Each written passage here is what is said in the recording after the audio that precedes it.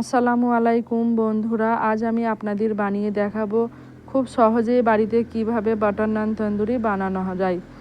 এখানে নিয়ে নিয়েছি 2 কাপ ময়দা, সামান্য পরিমাণ লবণ, 1.5 চামচ চিনি ও 1.5 চামচ ইস্ট। চিনিটা দেওয়ার ফলে একটু মিষ্টি মিষ্টি বেশ খেতে লাগে।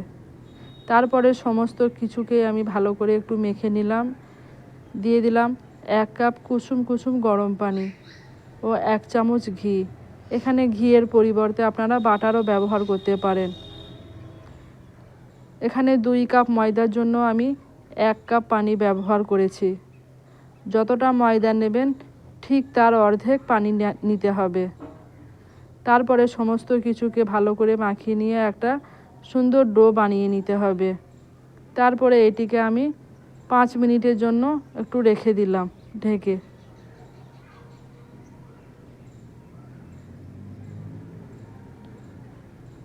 আবারও এর মধ্যে আমি দিয়ে দিলাম 2 চামচ পাউডার দুধ। তারপরে আবারও এটিকে ভালো করে মেখে নেব। আপনারা চাইলে পাউডার দুধটাকে প্রথমেই ময়দার সাথে মেখে নিতে পারেন।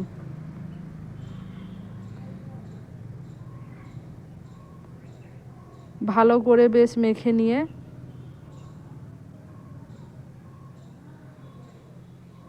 এটিকে 30 মিনিটের জন্য ঢেকে রোদ্রের মধ্যে রেখে দিতে হবে।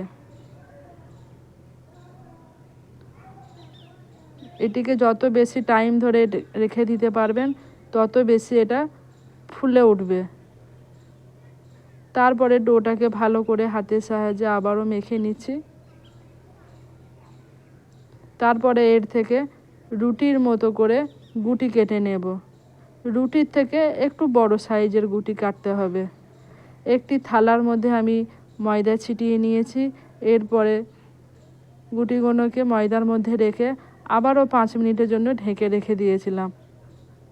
গুটি কাটার পরে সাথে সাথে বেললে কিন্তু এগুলো একটু ছোট হয়ে যায়। তারপরে পিঁড়ের মধ্যে আমি ময়দা ছড়িয়ে এটিকে হাতের সাহায্যে বেশ একটু চ্যাপ্টা করে নিচ্ছি। তারপরে এটিকে বেলে নিতে হবে,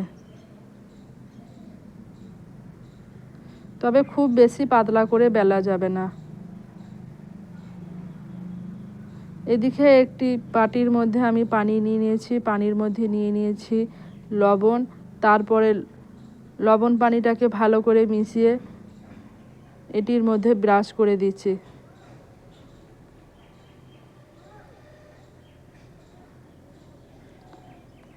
এটিকে ছাকার জন্য আমি একটি এখানে হাঁড়ি ব্যবহার করব।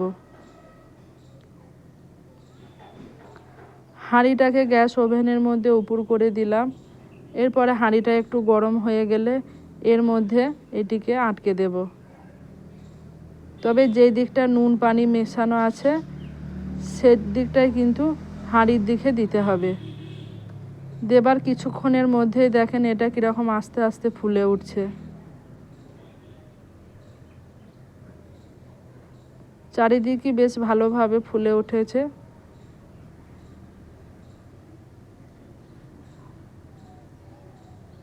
এরপরে এটিকে একটু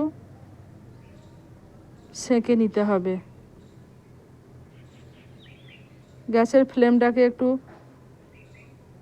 মিডিয়ামে রেখে এটিকে সেঁকে নেব। যেহেতু জল দিয়ে এটিকে হাঁড়ির মধ্যে লাগানো হয়েছিল সেই জন্য দেখছেন কত সুন্দর আটকে আছে, কোনো রকম খুলে পড়ছে না।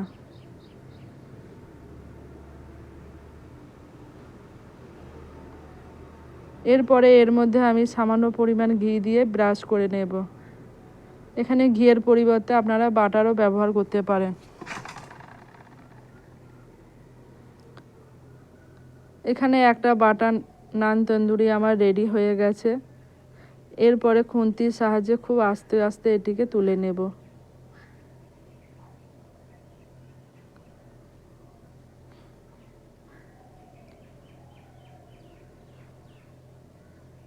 দুটো দিকই কত সুন্দরভাবে হয়েছে দেখতে পাচ্ছেন। একই রকম পদ্ধতিতে আবারও একটা আমি বেলে নিয়েছি। এর মধ্যে নুন পানি ব্রাশ করে নিচ্ছি, তারপরে এটিকে হাঁড়ির মধ্যে ছেঁকে নেব। বাটার নান তন্দুরি বানানো যে এতটাই সোজা, আজকে আমার এই ভিডিওটা না দেখলে আপনারা কেউই বিশ্বাস করতে পারবেন না। অবশ্যই আপনারা বাড়িতেও এরকমভাবে বাটার নান তন্দুরি বানিয়ে নেবেন।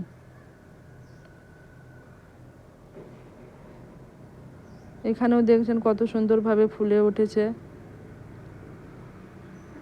আবারও এটিকে একটু সেঁকে নিতে হবে।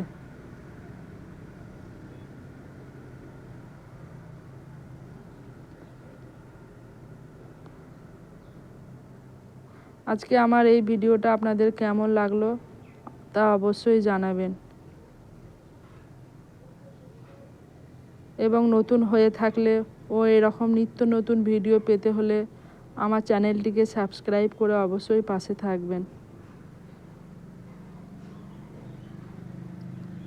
একই রকমভাবে আমার সমস্ত নানগুলো এখানে আমার রেডি হয়ে গেছে।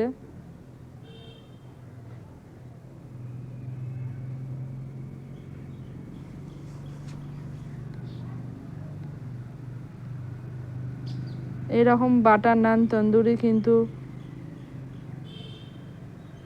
দেখে যেরকম মনে হচ্ছে, খেতেও কিন্তু ঠিক ততটাই টেস্টি হয়েছে। ও একদম নরম এবং সব কিছুর সাথে এটিকে খাওয়া যায়।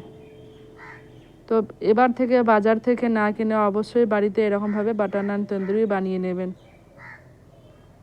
2 দিন পর্যন্ত রাখলেও কিন্তু এটা এরকমই নরম থাকবে। খোদা হাফেজ।